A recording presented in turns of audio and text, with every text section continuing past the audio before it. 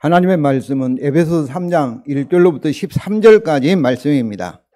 신약성경 312쪽입니다. 312쪽입니다. 에베소서 3장 1절부터 13절까지 말씀을 교독하시겠습니다. 이러므로 그리스도 예수의 일로 또 이방인을 위하여 갇힌 자 된 나 바울이 말하거니와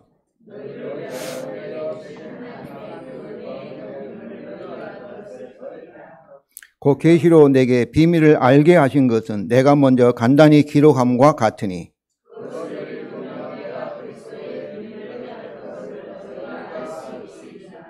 이제 그의 거룩한 사도들과 선지자들에게 성령으로 나타내신 것 같이 다른 세대에서는 사람의 아들들에게 알리지 아니하셨으니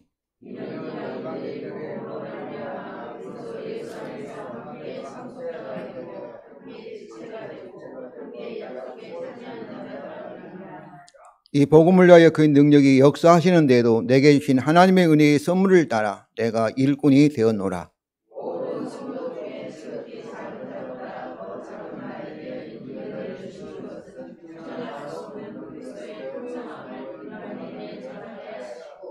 영원부터 만물을 창조하신 하나님 속에 감춰졌던 비밀의 경륜이 어떠한 것을 드러내게 하려 하심이라.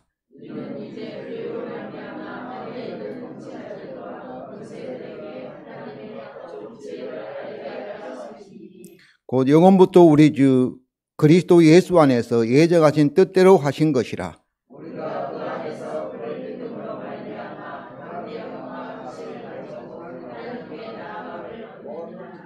다 같이 읽겠습니다. 그러므로 너에게 구하노니 너희를 위한 나의 여러 환난에 대하여 낙심하지 말라. 이는 너희의 영광이니라. 아멘. 성도 여러분, 오늘이 성령 강림절 후 두째 주일입니다. 이제 성탄절까지 4주 전까지를 우리가 대림절로 지키는데 그 전까지는 성령 강림절 후 몇 주의 주일 이렇게 우리가 주일을 이렇게 부르고 있습니다. 우리가 이렇게 하는 이유는 예수 그리스도께서 십자가의 죽음과 부활을 통해서 복음을 완성하였는데 그 복음이 이제 성령의 능력을 통해서 저와 여러분에게 열매를 맺힌다는 것을 우리가 알고 우리 안에 계신 성령님을 우리가 의지하고 믿기 위해서입니다. 성도 여러분, 성령은 눈에 보이지 않는 하나님의 영이고 예수 그리스도의 영입니다. 우리가 신앙생활을 하면서 성령의 능력을 체험하기를 원합니다. 경험을 하기를 원합니다.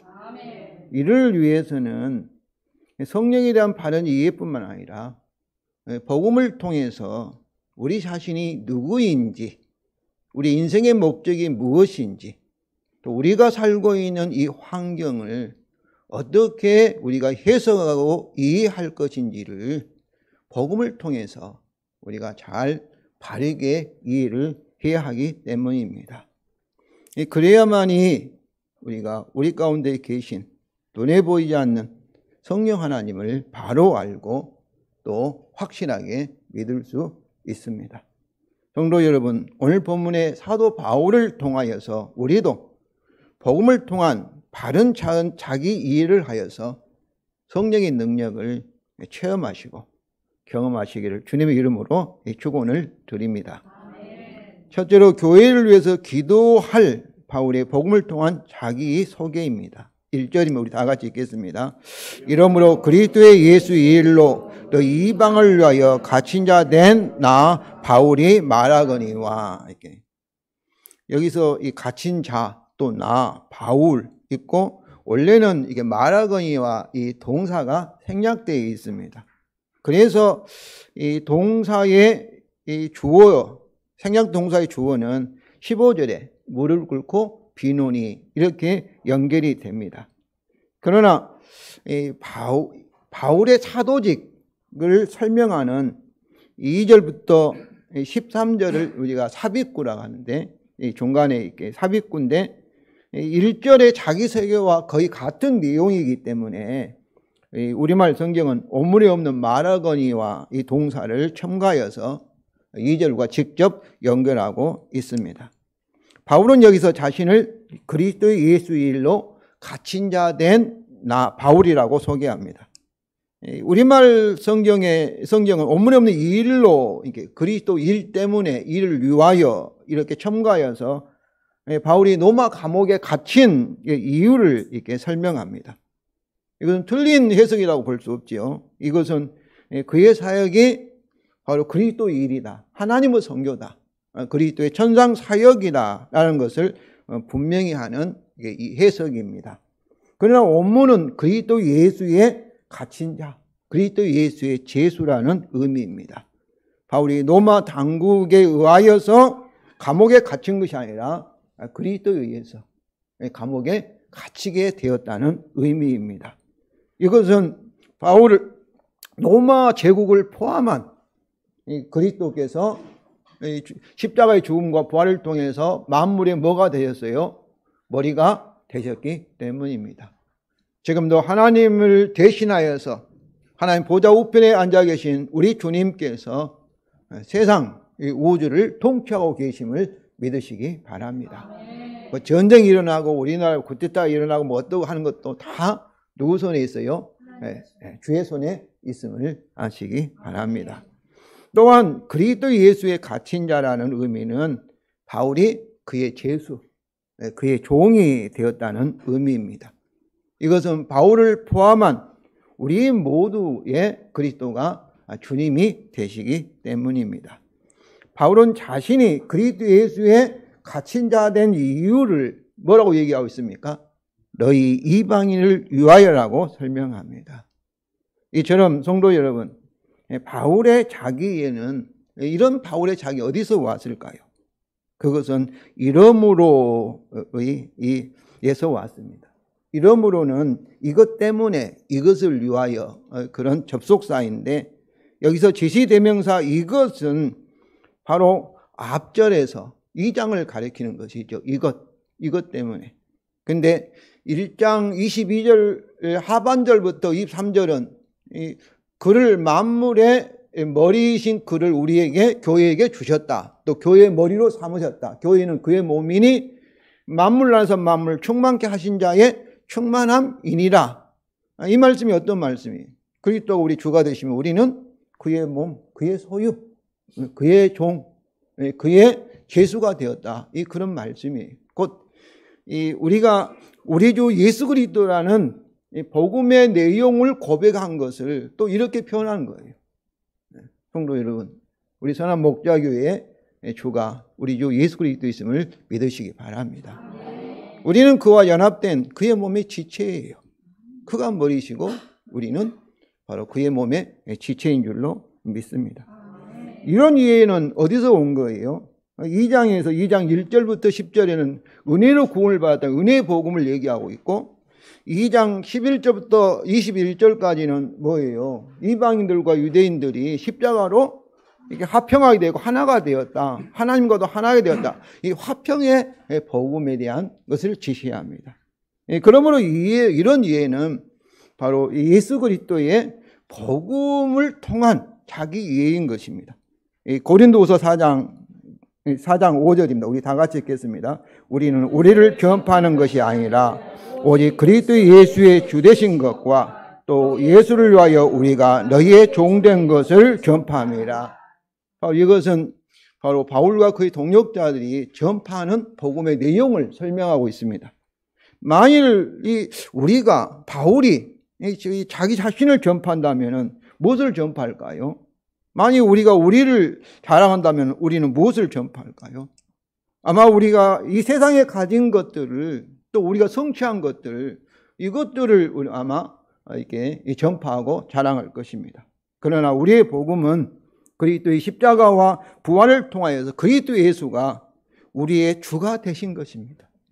사도신경 고백하고 있던 우리 주 예수 그리스도, 하나님의 유일한 아들이 바로 그의 십자가와 부활의 사건을 통하여서 뭐가 되신 거예요? 만물의 주가 되셨다. 우리의 주가 되셨다. 교회의 머리가 되셨다. 이것이 복음의 핵심입니다. 그런데 우리 한국교회는 예수님이 나를 위해 죽으셨다는 십자가의 의미는 잘 알아요. 그리고 여전히 자기 자신이 계속 주인이 되고 있습니다. 자기 중심으로 생각하고 살고 있어요. 그것은 예수 그리스도의 십자가와 성천과 하나님 보좌 우편에 앉으심이라는 의미는 모르겠어요. 의식적으로 그렇게 하면은 우리 자기를 부인해야 되잖아요. 자기를.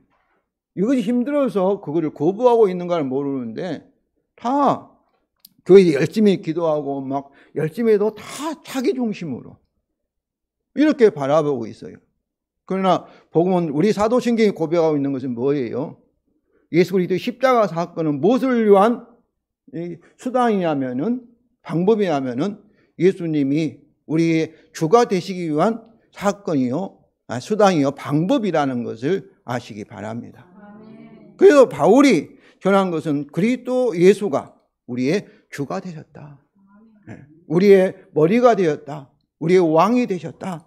이것입니다. 그러면 우리는 그의 소유, 그의 제수, 그의 종인 우리는 주를 위하여 예수를 위하여 우리가 너희의 종된 것. 주님께서 머리가 손과 발은 서로 섬기라고 하기 때문에 서로 너희의 종된 것, 섬긴 자인 것을 전파하는 것이 성도 여러분 복음의 내용이요 의미라는 것을 아시기 바랍니다.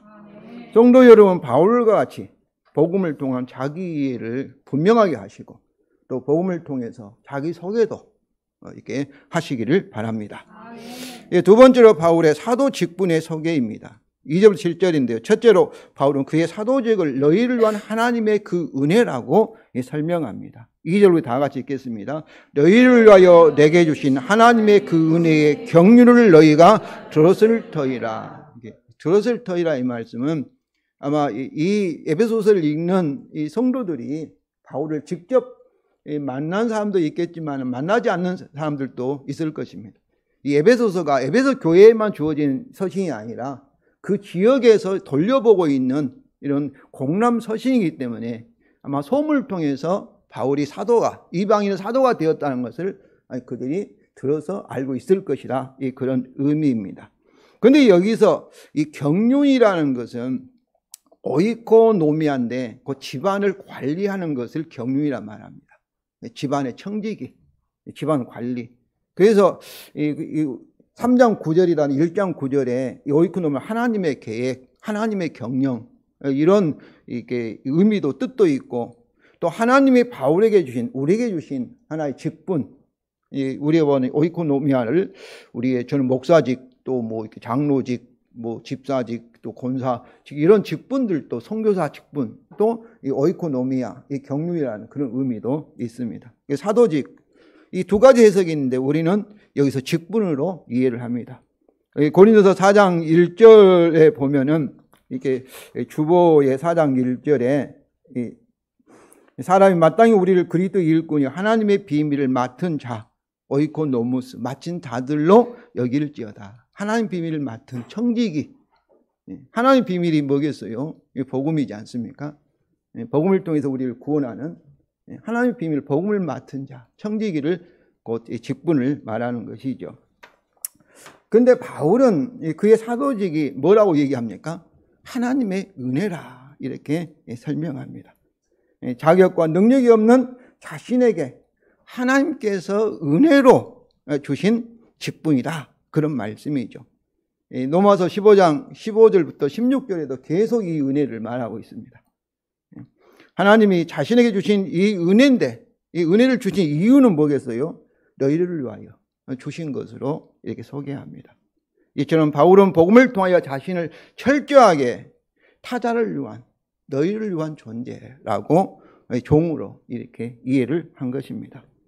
둘째로 바울의 사도직은 계시로 하나님의 비밀이 그에게 알려졌기 때문입니다. 3절과 4절입니다. 우리 다 같이 읽겠습니다. 곧 계시로 내게 비밀을 알게 하신 것은 내가 먼저 간단히 기록함과 같으니 그것을 읽으면 내가 그리스도의 비밀을 깨달은 것을 너희가 알 수 있으리라. 이렇게.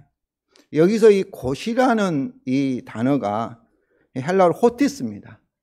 제가 이 곧이라는 이 단어 때문에 한번 제가 3일간을 고민을 했습니다. 왜냐하면 곧은 뭐겠어요? 앞 내용을 설명하는 그런 이렇게 이 접속사잖아요. 앞 내용을. 그렇다면 곧이라면 앞내용을 설명하는데 3절부터 6절이 그리스도 비밀에 대한 설명이기 때문에 하나님의 경륜, 그 은혜의 경륜을 곧 이게 직분으로 이렇게 이해하기가 힘들었습니다. 하나님의 계획. 그러면 그 은혜는 하나님의 복음에 대한 목적, 계획, 경영. 이렇게 이제 생각을 해서 설교를 썼다가 이렇게 제가 이렇게 수요일 밤에 와서 다시 생각해보고 이 책을 찾아보니까 이 호티스라는 단어가 곧 이게 곧이라고 우리가 번역된 것 같은 그런 의미도 있지만은 이 because 앞에 있는 이 단어라는 내용을 그 이유를 이렇게 알려주는 그런 이 접속사의 의미도 있더라고요. 그래서 제가 이게 because 왜냐하면은 그래서 앞에 있는 그 다시 설교를 바꿨었죠. 후자로 이해하는 것은 이 바로 이 경륜을 우리의 직분, 사도의 직분, 청지기 직 이렇게 이해하는 것은 그 이유가 뭐냐 하면은 왜냐하면 바로 이 바울이 곧 계시로 내게 비밀을 알게 하신 것, 알게 하신 하나님이 비밀을 알게 하셨기 때문이다. 이렇게 이유로 해석을 한 것이죠. 그래서 3절 원문은 왜냐하면 계시로 내게 비밀이 알려졌기 때문이다. 그 이유를 바로 바울 하나님께서 성령의 계시를 통해서 그 비밀을 하나님의 비밀을 바울에게 알려주셨기 때문에 바울은 사도의 직분을 받게 되었다. 직분을 하게 되었다. 이렇게 논리적으로 우리가 해석할 수 있기 때문입니다. 그래서 목요일 아침부터 다시 설교를 바꿔서 이렇게 적은 것이죠. 그래서 여기 비밀은 그리스도의 비밀이고 그리고 복음의 열매, 그 복음을 통한 하나님의 목적이라고 볼 수가 있습니다. 성도 여러분, 우리는 하나님의 음성을 듣고 사역의 소명을 받은 것으로 보통 생각합니다. 신학교 가려면 교수들이 뭐 하나님으로부터 부름을 받았느냐, 음성을 들었느냐 이렇게 얘기하고, 저도 신학교 갈 때 뭐 하나님 음성 들어야 간다 하니까 저는 들은 적 없거든요. 뭐 경수야 뭐 신학교 가라 그런 음성 들은 적 없고, 그래서 많이 기도하고 음성 들으려고 노력도 했습니다. 그러나 바울은 그의 사도의 직분을 하나님이 성령의 계시로 이 비밀을 자신에게 알리셨음과 또 그 결과로 그 복음에 대한 그의 깨달음에 두고 있습니다. 로마서 1장 1절에도 복음을 위하여 택정함을 받았다 이렇게 얘기하고 있어요. 성도 여러분, 이거는 너무나 당연한 거 아니겠습니까? 우리 사역은 복음의 사역입니다. 근데 복음을 알지 못하면서 어떻게 복음의 사역을 할 수 있겠습니까? 복음을 잘 알지 못하면서 그 복음의 사역을 한다는 것은 모순입니다. 불가능합니다. 복음을 알아야지. 또 이 복음은 나를 위한, 나의 구원을 위한 복음이기 때문에 이 복음을 내가 경험을 해야만이, 경험을 통해서 내가 깨달아야만이 어때요? 사역을 할 수가 있는 것이지요. 그래서 바울은 우리 성도들도 이것을 할 것을 기대합니다. 3절 하반절부터 4절 우리 다 같이 읽겠습니다. 내가 먼저 간단히 기록함과 같으니 그것을 읽으면 내가 그리스도의 비밀을 깨달은 것을 너희가 알 수 있으리라. 우리가 어떻게 바울이 그리스도의 비밀을 깨달은 걸 알 수가 있겠어요? 바울의 기록을 읽고 에베소 1장과 2장을 읽고 또 여기서는 이제 없는데 성령의 조명을 통하여서 복음을 깨달음으로 바울이 복음을 받았구나. 성령의 계시를 통해서 하나님으로부터 복음을 받은 사도구나. 이것을 우리가 알 수가 있는 것이죠. 그렇다면 우리도 성경을 읽고 성령의 조명을 통하여서 복음을 깨달았다면 바울을 기록한 신약 성경과 그리고 성령의 지혜와 계시를 통해서 바울같이 복음을 깨달았다면 우리도 어떻겠어요? 바울같이 복음의 전파의 사역에 부르심을 받은 것입니다. 성도 여러분, 이것이 1장 18절에서 그의 부르심의 그 소망이, 우리의 소망이 우리 미래의 소망이겠지만 우리 부르실 때 하나님의 소망이란다면은 그건 뭐겠어요? 우리가 복음을 우리에게 깨닫게 성령의 지혜와 계시를 통해서 영안을 열어서 복음을 깨닫게 하시고, 그리고 그 복음을 통해서 어떤 거예요? 세상에 전하는 자로, 선교사로 하는 것이 하나님의 소망이라고 믿습니다.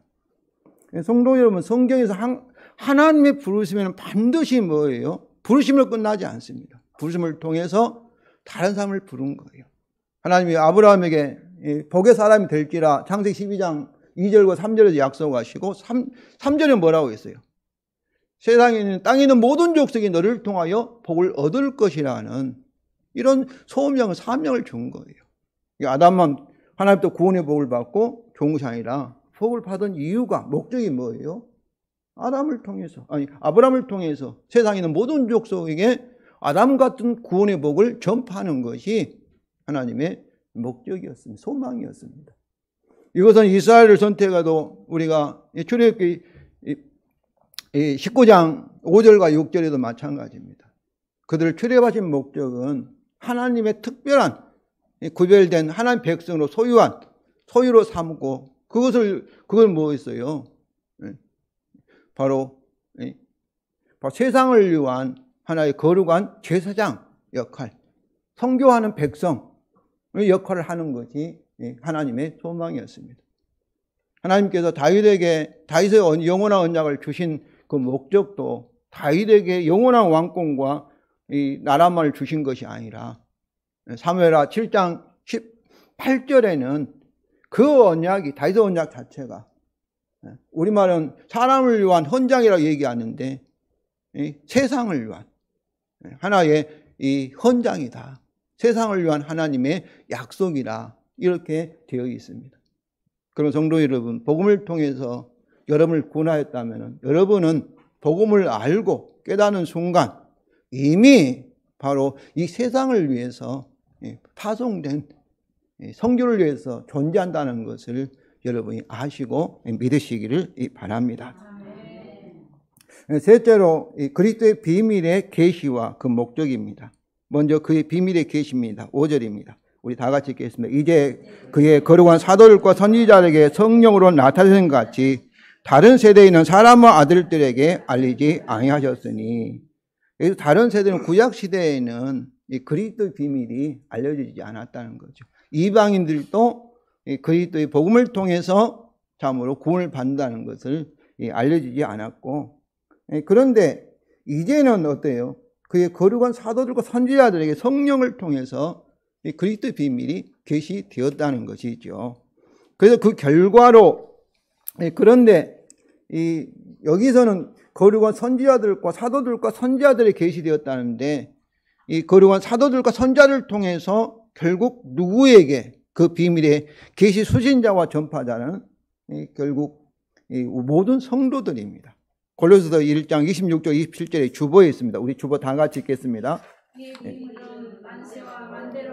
감춰졌던 것인데 이제는 그의 성도들에게 나타났고 하나님이 그들로 하여금 이 비밀의 영광이 이방인 가운데 얼마나 풍성한지를 알게 하려 하심이라. 그러니까 성도들에게는 바울 같은 사도들과 선지자를 통해서 성령의 계시로 이제 비밀이 알려졌고, 그들이 기록한 전파한 이 성경을 통해서, 그리고 성경을 통해서 모든 성도들에게, 이방인들에게도 나타났고, 또 이 그들로 하여금, 이방인들로 하여금 이 비밀의 영광이 다른 이방인, 아직도 이 복음의 비밀을 알지 못한 다른 이방인들에게 얼마나 풍성한지, 얼마나 좋은지, 얼마나 기쁜 소식인지를 알게 하려 하심이, 성도 여러분, 하나님의 경륜이요 뜻이라는 것을 아시기를 바랍니다. 그러니까 궁극적으로는 그의 복음의 비밀이 현재 지금 성령을 통해 저와 여러분에게 이미 알려지는 거죠. 그럼 우리는 복음의 계시를 받은 수신자로서 이 복음을 이 세상에 전하는 이 복음의 축복의 통로라는 것, 전파자라는 것을 아시기를 바랍니다. 이제 그리스도의 비밀 계시의 목적입니다. 6절 우리 다 같이 읽겠습니다. 이는 이방인들이 복음으로 말미암아 그리스도 예수 안에서 함께 상속자가 되고 함께 지체가 되고 함께 약속에 참여한 자가 됨이라. 여기 됨이라가 현재 부정사의 목적 부정사예요. 그래서 이것이 그의 비밀 계시의 목적입니다.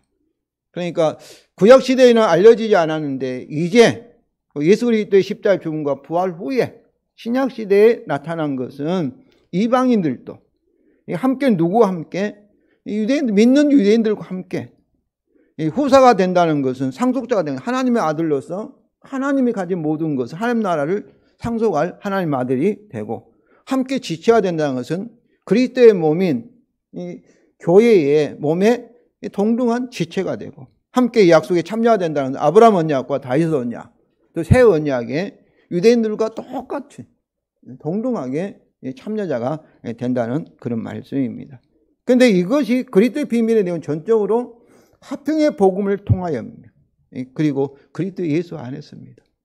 예수 그리스도 십자가를 통해서 만약 우리가 그리스도 안에서 유대인과 이방인이 이 차별이 없습니다. 남자와 여자가 차별이 없고 종과 그리고 양반이 차별이 없고 그리스도의 안에서 동등한 참 하나님의 아들 딸들인 것을 여러분이 아시길 바랍니다. 이게 본질이에요. 우리가 기능상 교회에서도 목사가 있고 장로님이 있고 그리고 집사님이 있고 권사님이 있는데 가장 중요한 것은 하나님 앞에서 우리가 형제 자매요. 하나님의 아들 딸들이라. 그래서 저는 천국에 갈 때 목사로 간 것이 아니라 하나님의 아들로, 하나님의 딸로, 성도로 우리가 천국에 간다는 것을 아시기를 바랍니다. 이제 넷째로 그의 사도직에 대한 요약된 설명입니다. 7절입니다. 우리 다 같이 읽겠습니다. 이 복음을 위하여 그의 능력이 역사하신 대로 내게 주신 하나님의 은혜의 선물을 따라 내가 일꾼이 되었노라. 그런데 여기서 일꾼이랑 집사는 봉사자 그런 의미죠. 복음을 위하여 섬기는 일꾼이 되었다 이런 말씀이죠. 그런데 그것의 조건이 두 가지입니다. 2절과 같이 내게 주신 하나님의 은혜의 선물을 따라 선물을 따라 이게 자격 없고 능력 없는 바울에게 하나님께서 은혜의 선물도 은혜잖아요. 은혜로 주셨다는 거죠. 근데 이것과 동격인 또 하나의 조건인데 그 조건이 하나님의 능력이 역사하시는 대로입니다. 하나님 능력이 역사하시는 대로. 그러므로 이것들은 복음의 일꾼으로서 사도의 바울의 소명만 아니라 그의 계속된 사역에서도 하나님의 은혜와 능력이 절대적으로 중요하다는 것을 의미합니다. 로마서 15장 15절부터 19절 보면은 성령이 능력을 하는 거예요. 성도 여러분, 우리의 선교도 우리의 전도도 자기가 능력 없는 우리에게 그 은혜로 주신 사명입니다. 또 그 자체가 우리의 일이 아니라 그리스도의 일이고 하나님의 선교예요. 그리스도가 우리를 통해 성령의 능력으로 하시는 하나님의 일입니다. 그런데 자격과 능력이 없는 저와 여러분에게 그 은혜로 사명은 주셨는데 하나님께서 성령을 통해서 우리에게 그 일을 할 수 있는 지혜와 능력과 자원을 주시지 아니하면 어떠할까요? 그것은 지옥일 것입니다. 그렇지 않겠어요? 은혜로 주셨는데 우리가 알잖아요. 우리가 부족하다는 거, 능력 없다는 거. 그런데 하나님께서 참으로 이 은혜로 주셨다면은 그 일을 감당할 수 있는 능력도 성령을 통해서 모든 자원도 주시는 것은 너무나 당연하지 않겠습니까?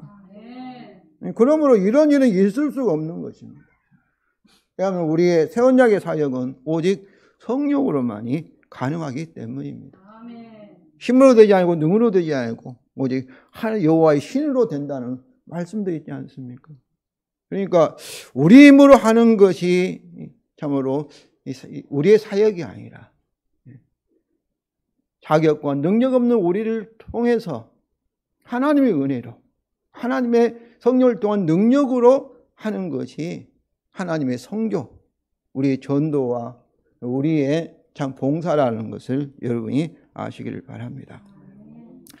셋째로 또다시입니다.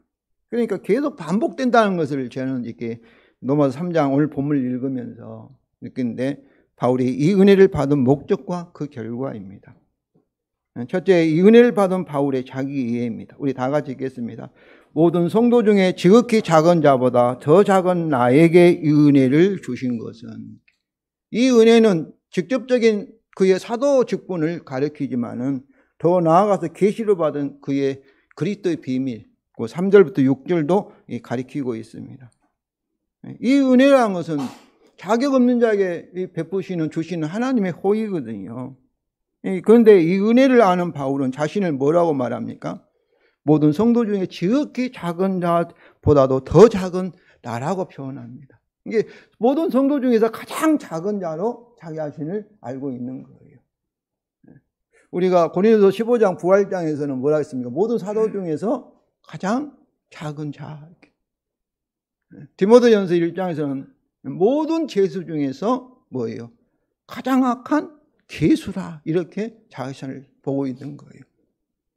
그는 하나님이 자격 없고 능력 없는 자기에게 이 은혜로 직분이 은혜로 주셨다는 것을 알기 때문입니다. 심지어 빌보 3장에서는 자기가 세상적으로 자랑할 수 있는 자기의 신분과 능력과 학식, 배움, 이것을 뭐라고 했어요? 그리스도를 아는 데에 장애가 되기 때문에 하나의 배설물로 여겼습니다. 이것은 뭐겠어요? 자기를 철저하게 낮추고 부인할 때, 그때 우리는 전적으로 주님을 의지할 수가 있는 거예요. 우리 마음이 나눠지지 아니하고. 제가 가장 참으로 믿음을 살 때는 어쩔 수 없이 우리 아픈 우리 영창이 아니고 영창 형이 이삭이 내성마비 아이 데리고 집에 쫓겨나서 신학교 다닐 때입니다. 제가 내성적에서 또 우리 집안에 예수 믿는 사람도 없고 다 불신자고 또 제 성격이 막 가서 뭐 다 하려고 이렇게 못합니다. 내성적이고. 그때 어쩔 수 없이 정말로 순간순간 하루하루를 하나님 주지 아니하시면 어떠겠어요? 굶을 수밖에 없었어요. 우리 아버지가 말하기를 하늘에 네 아버지한테 돈 달라고 해라. 지금까지 내 돈까지 공부했으니까. 그렇게 해서 나가라는 거예요.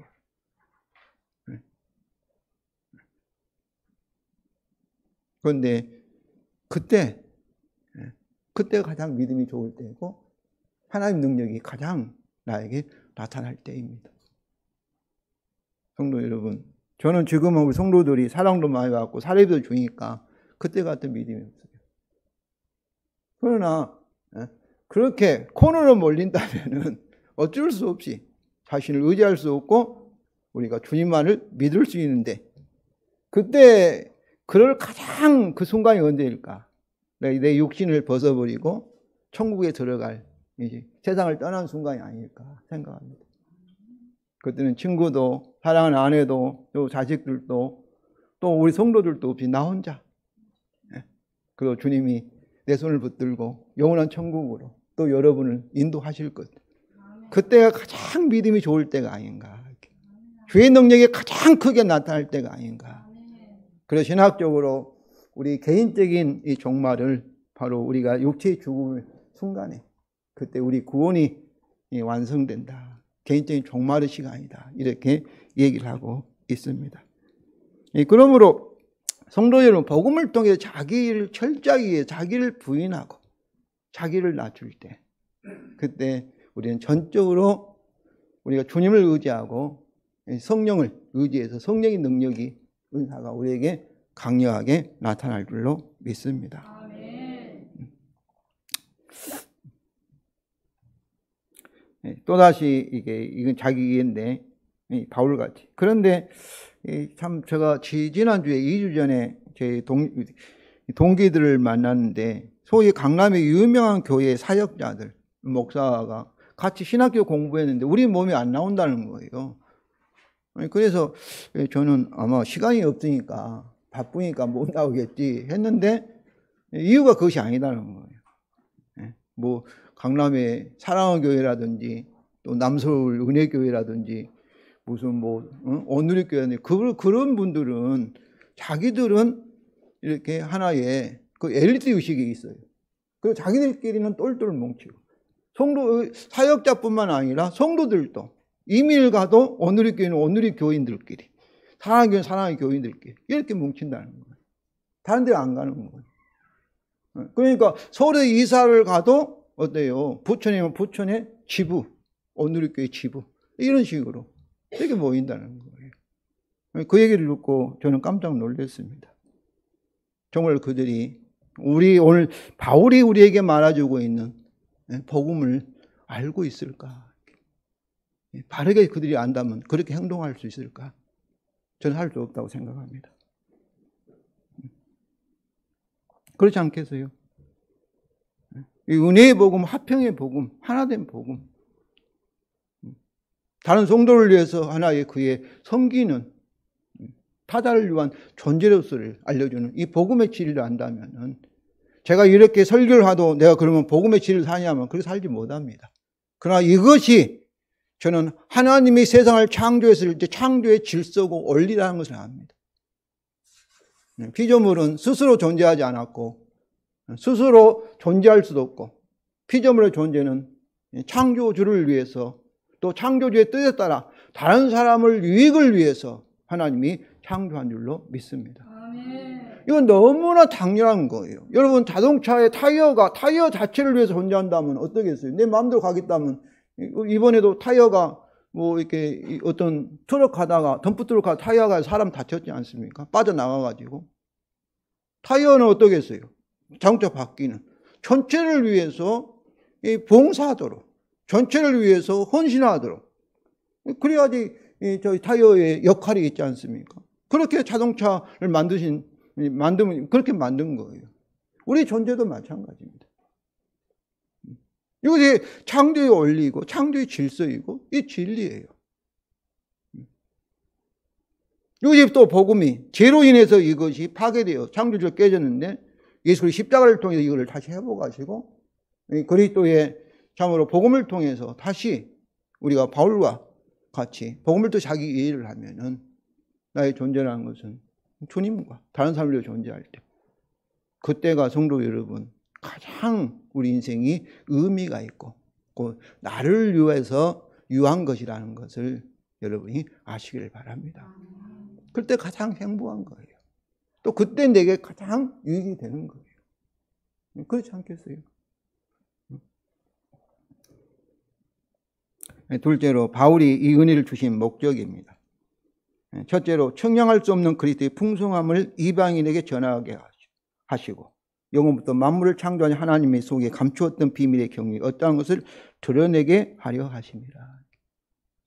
하나님께서 바울에게 그리스도의 비밀을 참으로 계시하시고 그리고 그에게 사도 직분을 주신 것은 그리스도의 측량할 수 없는 풍성함입니다. 그러니까 그리스도의 비밀 복음을 여기서는 측량할 수 없는 그리스도의 풍성함으로 표현하고 있고 9절에서는 창조 하나님 속에 감췄던 영원한 비밀의 경륜, 계획이라고 이렇게 말하고 있고 10절에서는 하나님 각종 지혜라고 다르게 표현하고 있습니다. 정확하게 같은 이 의미라고 볼 수 없지만 다 관련되어 있는 거예요. 이것을 전하고 입으로 전하고 그리고 뭐랍니까? 전파하며 그 행위를 통해서 드러내는 것은 보여주는 것, 쇼잉입니다. 우리가 이 마태복음 5장에서 이런 세상에 빛이라 했을 때 보여주는 거예요. 우리 선한 행실을 통해서 보여주는 거예요. 말로만 하는 것이 아니라 드러나게 하는 거예요.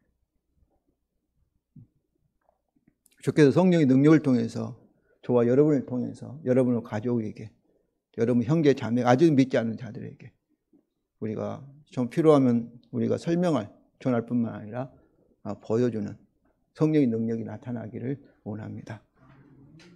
둘째로 이는 이제 교회로 말미암아 하늘에 있는 통치자들과 권세들에게 하나님의 각종 계획을 알게 하려 하심이니 곧 영원부터 우리 주 예수 그리스도 안에 예정하신 뜻대로 하신 것이라. 이제는 사도들을 통해서 이제 복음을 듣고 또 이렇게 배웠던 이 교회로 말미암아 교회를 통하여서 하늘에 있는 통치자들 권세들은 악한 영들이라고 생각합니다. 선한 천사라고 해석하신 분들도 있는데 에베소에서는 악한 영들, 마귀들, 그런 귀신들에게 말한 거죠. 하나님 각종 지혜를 알게 하려 하심이란데 하나님의 각종 지혜가 그리스도를 통해 복음으로 하나님이 하시는 지혜지 않습니까? 그러니까 이 세상에 있는 모든 악은 우리 장로님도 전쟁을 위해 기도했는데 어디서 나온 거예요? 죄로부터 나온 겁니다. 자기 이익을 위해서. 불안하니까. 상대방이 핵폭탄을 만들면 어떨까 불안하니까. 안전을 뭐에 두는 거예요? 환경에 두는 거예요. 자기 스스로 안전을 보장하려고. 그래서 상대방을 죽이기도 하고 살려고. 이게 다 악이에요. 세상에 있는 모든 악은 아담을 통한 선악과를 불순종해서 시작됐음을 여러분 아시기를 바랍니다. 그래서 모든 불행이 나온 거예요. 죽음이 오고 우리가 질병이 오고 이 세상에 자연 기후가 파괴되고 이 모든 것은 지진이 일어나고 사고가 일어나는 거예요. 그런데 하나님 각종지에 뭐였어요? 예수의 십자가를 통해서 이런 모든 악, 모든 불행의 근본적인 뿌리를 완전히 원인을 십자가를 통해서 해결하셨음을 하나님의 각종 지혜인 것입니다. 이것을 누구한테 보여주는 거예요? 배후에서 그 악을 역사하는 악한 영들에게 모든 악에 대한 죄악에 대한 그의 아들 십자가를 통한 하나님의 승리를 그들에게 보여주는 거예요. 어떻게 보여주는 거예요?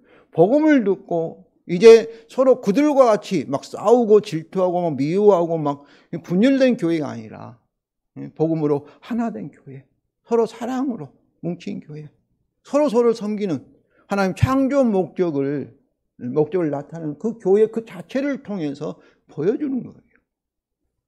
성도 여러분, 우리 한국교회는 정말로 분열적입니다. 얼마나 많이 서로 교회 안에서도 교회끼리 싸우고 그러죠.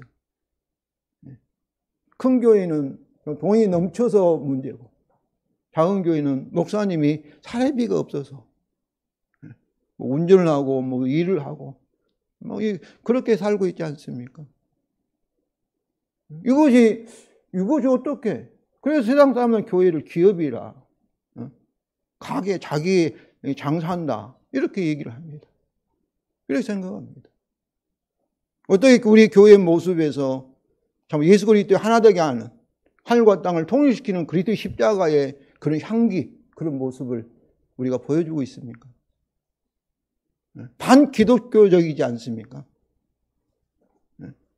기독교라 하면서도 반기독교적으로 우리가 나타내고 있지 않습니까? 우리는 참으로 우리 자신이 연약하고 부족하여서 정말로 하나됨을 우리는 완전하게 세상에 보여주지 못한다고 생각합니다.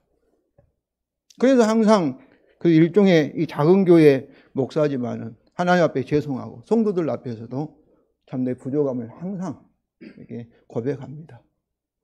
우리 때문에, 우리 연약함 때문에 우리가 이런 모습을, 그러나 성경에서 우리에게 말씀해 주고 있는 십자가의 목적, 하나님의 각종 지혜, 이것은 뭐겠어요?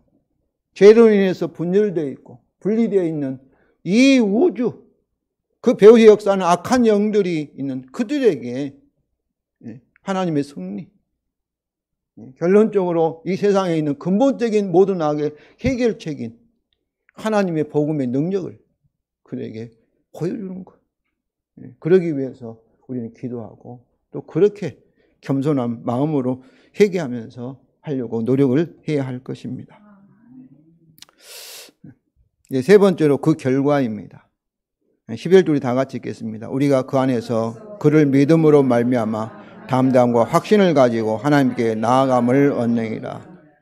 여기서 우리가에서 우리는 유대인과 이방인이 복음으로 함께 하나된 통일된 교회의 몸, 교회라고 생각합니다. 그리고 여기서 담대함과 나아감을 따로 이렇게 번역해 놨는데 담대함과 확신을 가지고 있는데 원래는 담대함과 나아감이 하나의 관사로 이렇게 연결되어 있습니다. 그러니까 담대하게 나아감이죠.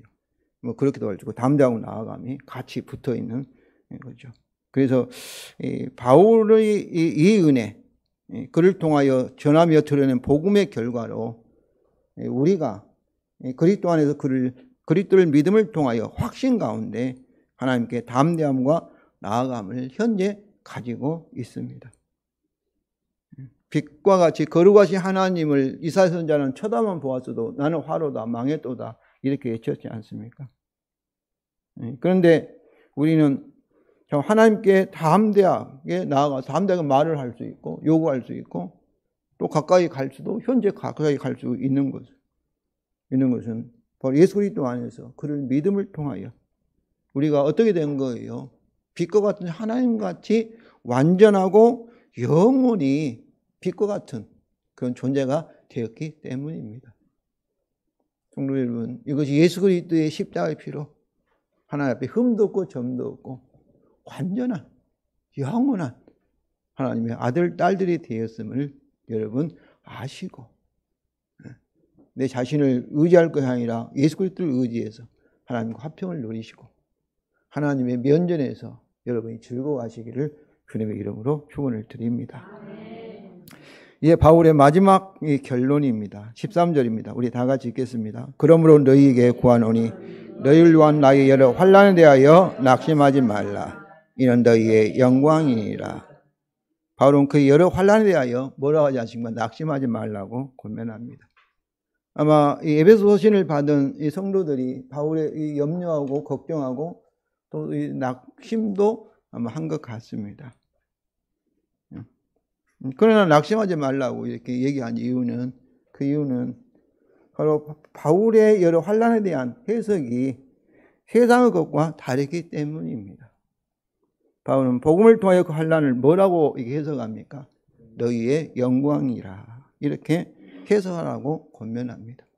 고린도서 4장 12로 사망은 우리 가운데 역사하고 생명은 너희 가운데 역사한다 이렇게 말하고 있습니다. 예수 그리스도도 했지 않습니까? 십자가가 뭐예요? 하나님의 영광입니다. 네. 십자가가 그렇지 않습니까? 예수 고난이 없다면 십자가 없다면 우리에게는 소망이 없는 것이죠. 저는 이것이 우리 소위 영안이 열렸다 이렇게 생각합니다. 또 우리가 회심했다, 생각이 바뀌었다는 거예요. 세상을 보는 관점이 복음적 세계관입니다.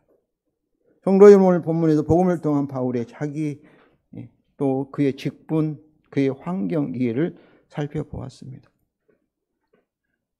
성도 여러분, 여러분의 자기는 어떤가요? 우리도 성경과 성령의 조명을 통해서 받은 복음을 가지고 있습니다. 특히 복음과 성령을 우리를 부르신 하나님의 소망은 그것을 세상에 전하는 것입니다. 세상에 전하는 거예요. 이것을 위해서 우리가 존재하는 것입니다. 우리 상여리를 위해서 기도해 주기 바랍니다. 그러나 그것보다 더 중요한 건 뭐예요? 바로 이것이에요. 절대적인 소망입니다. 이것은 우리의 본질적인 존재 이유예요. 우리의 최고의 사명입니다. 소명입니다. 우리의 다른 모든 것은 우리나라 정치적, 경제적, 사회적으로 회복되는 것, 이런 것은 2차적이에요. 이것을 위한 하나의 수단입니다. 제가 이렇게 부천인가 부광교회의 안수 집사가 대림교회에서 그러니까 오래됐죠. 와서 바로 복음을 통한 바울같이 자기 이해를 한 거예요. 그분이 뭐라고 하지 않습니까? 학생은 학교 가는 것이, 공부하러 가는 것은 너무나 당연하죠. 공부의 목적이지만. 그러나 이 말씀에 가면 그는 학교에 가는 이유를 뭐라고 얘기합니까? 복음을 전하러 간다는 거예요. 서울대를 가는 목적이 내가 출세를 위하고 잘 되기 위해서 가는 것도 목적이지만은, 그러나 그의 말에 의하면 바울과 같이 복음을 통해 자기를 이해를 하면은 서울대에 있는 영혼들을 위해서 서울대에 하나님께서 인도하였다 이렇게 말합니다. 서울대에 가는 것이 뭐를 위한? 바로 하나님의 부르심의 소망을 위한 하나의 수단과 방법이 되는 거예요. 저는 우리 성도들이 이렇게 그 부광교회 이 안수 집사와 같이 그 교회가 장로교회가 아니고 이렇게 감리교회인데 우리 성도들이 이해하기를 원합니다. 우리 인생의 목적을, 내가 세상에 존재하는 목적, 최고의 목적이 이 복음을 통해서 세상에 빛이 되고 복음을 전해서, 그러지 않습니까? 한 사람의 영혼이 천하보다 귀하다지 않습니까? 그러면 우리의 직업이나 우리의 사업이나 우리의 건강이나 심지어 우리가 몸이 아프는 것, 우리가 대장암으로 강남 성모병원에 성심병원에 입원해 있던 그 정 선생은 늦게 그 병원에 있으면서 막 다 전도한 거예요. 이렇게 복음을 깨달을 때 자기 자신이 죽어가면서도 죽은 날이 맺지 않는데도 하나님이 주신 소명에 이렇게 한 거예요. 성도 여러분, 이런 관점으로 여러분이 가지고 있는 세상을, 여러분의 환경을 여러분 보시기를 바랍니다. 바울은 로마 감옥에 있는 것도 주께서 복음을 전하기 위해서 자기를 그렇게 인도하셨다. 우리의 모든 환경을 바로 복음을 통한 자기의 소명의 관점에 보면은 저는 분명히 그리스도의 성령을 통해서 우리를 사용하여서 복음을 전파할 것이라 그렇게 믿습니다. 우리의 다른 모든 것도 소중합니다. 성실하고 열심히 노력해야 할 것입니다. 그러나 바로 이 모든 것은 이 복음을 통한 하나님의 소망, 하나님의 그리스도의 비밀, 하나님의 은혜의 경륜을 위한 하나의 수단이라는 것을 여러분이 아시기를 바랍니다. 그래서 마태복음 6장 33절에 우리 다 같이 읽겠습니다. 너희는 먼저 그의 나라와 의를 구하라. 그럼 이 모든 것을 너희에게 더하시리라. 주님의 말씀입니다. 가장 먼저 복음의 사명을 통해서 먼저 그의 나라와 의를 구하시기를 바랍니다. 그럼 주님이 우리의 모든 것을 책임지십니다.